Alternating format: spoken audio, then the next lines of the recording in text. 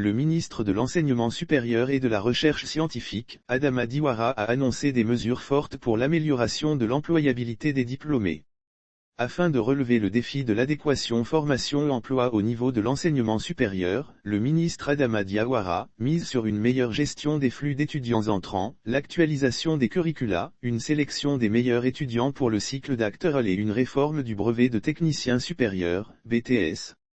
Insertion professionnelle des diplômés. Le Centre d'information et de communication gouvernementale, CICG, rapporte que ces mesures ont été annoncées au cours de la deuxième édition de la journée annuelle des stages et d'insertion professionnelle initiée par l'Observatoire de l'insertion professionnelle des diplômés de l'enseignement supérieur, OAPED, le jeudi 14 juillet 2022 à Abidjan, Cocody.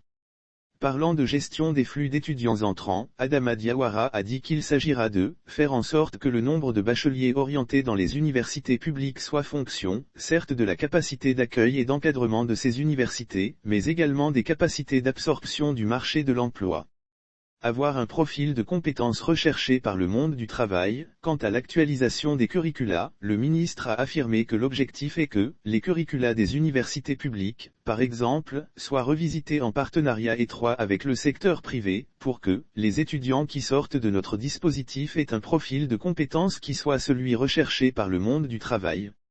Lire aussi enseignement supérieur, le ministre Adama Diawara dévoile le nombre de enseignants recrutés cette année pour la qualité des enseignants. Les écoles doctorales seront des creusets d'excellence qui ne seront intégrés que par les meilleurs étudiants titulaires du master, avec des taux d'encadrement suffisamment bons, a-t-il insisté.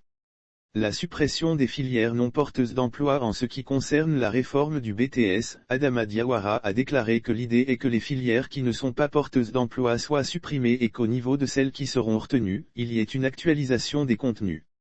Cette journée annuelle des stages et d'insertion professionnelle a enregistré la présence de la Direction générale de l'emploi, DGE, de l'Agence Emploi Jeunes, du Réseau des gestionnaires des ressources humaines, de la Confédération générale des entreprises de Côte d'Ivoire, CGCI, de la Banque mondiale, de l'UNESCO, du Bureau international du travail, BIT, de l'ONUDI et de la Commission paritaire, des entreprises.